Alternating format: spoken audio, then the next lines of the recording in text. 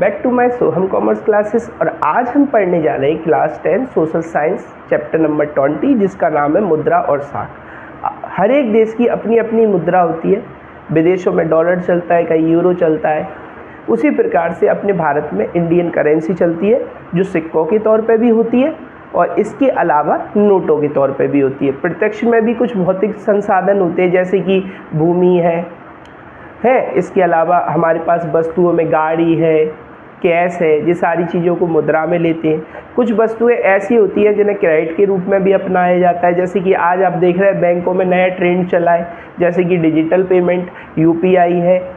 ये सारी चीज़ें भी एक मुद्रा का ही स्वरूप है। एटीएम कार्ड है, डेबिट कार्ड है, क्रेडिट कार्ड्स है, ये भी सब इसी का ही एक रूप है। तो इस चैप्टर्स के 1 शॉर्ट्स में हम इन्हीं क्वेश्चंस पे डिस्कस करेंगे। सो गाइस, स्टार्ट कर दें अपनी वीडियो को। Let's begin. पहला क्वेश्चन आता है इसमें, वस्तु विनिमय क्या है? वस्तु विनिमय क्या है? तो मैं लिखेंगे वस्तु के बदले दूसरी वस्तु को प्राप्त करना और उस वस्तु पर उपभोक्ता को अधिकतम संतुष्टि की प्राप्ति होना वस्तु विनिमय कहलाता है।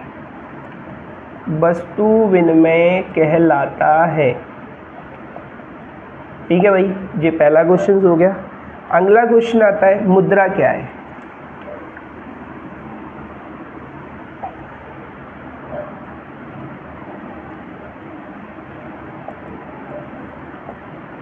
नंबर 2 क्वेश्चन, मुद्रा क्या है?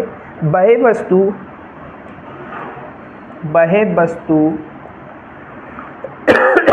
जो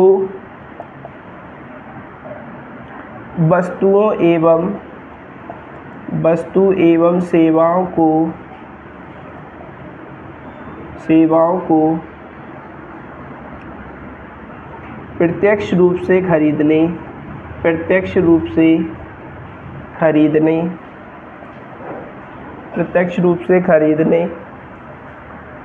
एवं ऋणों का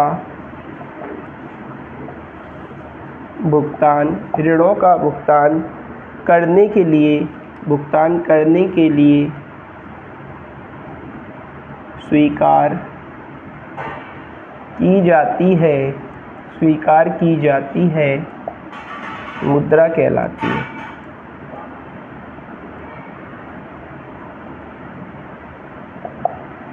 थर्ड क्वेश्चन देखिए,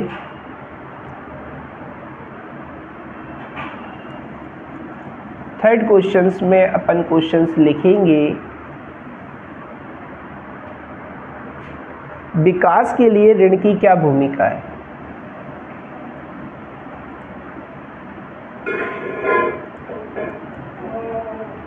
ऋणों की क्या भूमिका है?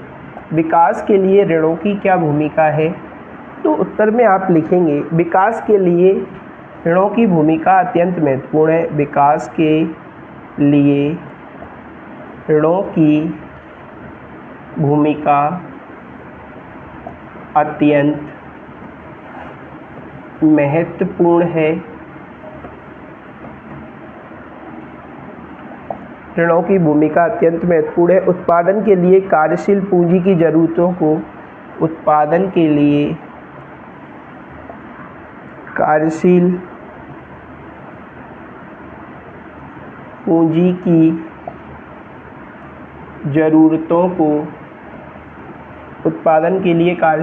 की जरूरतों को ऋण के द्वारा पूरा किया जाता है तथा देश का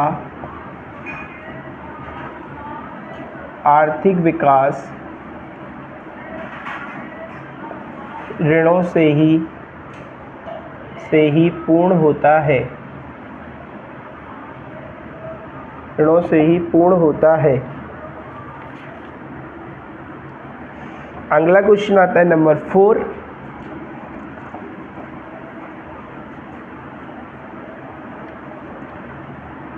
वे दूसरे स्रोत कौन से हैं जिनसे छोटे किसान कर्ज ले सकते हैं? वे दूसरे स्रोत कौन से हैं जिनसे छोटे किसान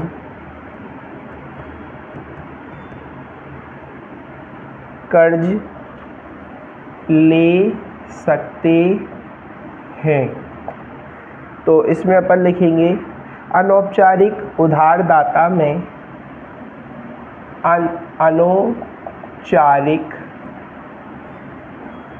अनौपचारिक उधारदाता में साहूकार,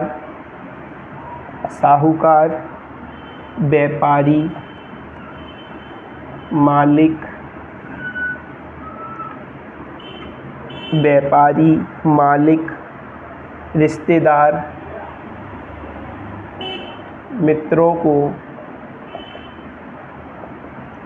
शामिल किया जाता है। ये चौथा क्वेश्चन हो गया भाई।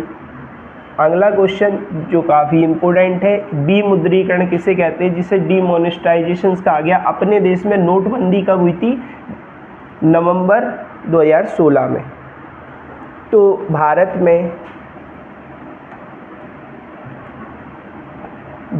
में विमुद्रीकरण कब और कैसे किया गया? कब और कैसे किया गया? तो अपन लिखेंगे भारत में नवंबर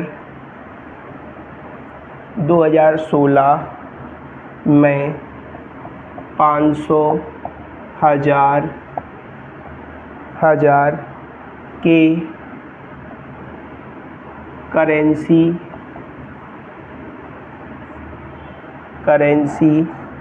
करेंसी नोटों को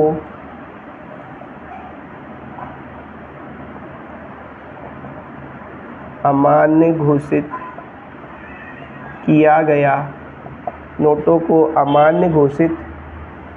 गया। इन नोटों को जमा करने की अवधि रिजर्व बैंक ने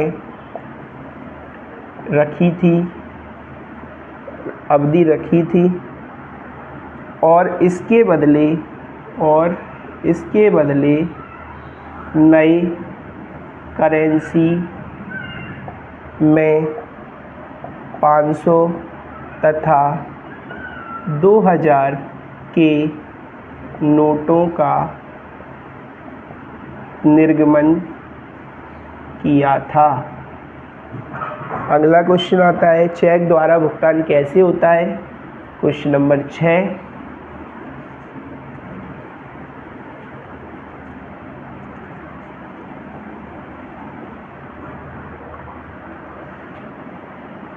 या कभी कभी ऐसे भी क्वेश्चन पूछ लिया जाता है, चेक क्या है या चेक द्वारा भुगतान कैसे होता है? चेक द्वारा भुगतान किस प्रकार किया जाता है?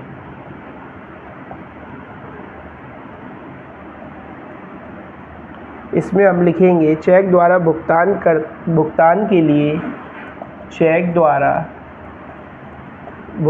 के लिए भुगतान करता जिसका किसी बैंक में खाता हो, जिसका किसी बैंक में खाता हो, एक निश्चित रकम के लिए चेक काटता है, एक निश्चित रकम के लिए चेक काटता है, निश्चित रकम के लिए चेक काटता है। चेक एक ऐसा कागज है, चेक एक ऐसा आदेश है जो बैंक द्वारा स्वीकृत किया जाता है, बैंक द्वारा स्वीकृत किया जाता है। वही इस चैप्टर्स को हमने 6 क्वेश्चंस में 1 शॉट्स में कंप्लीट कर लिया। इसके सारे क्वेश्चंस आप लोगों को कंप्लीट करने हैं, रिवीजन करना है, अच्छी तरीके से लर्निंग करनी है। सो वीडियो अच्छी लगी हो तो प्लीज़ लाइक, सब्सक्राइब।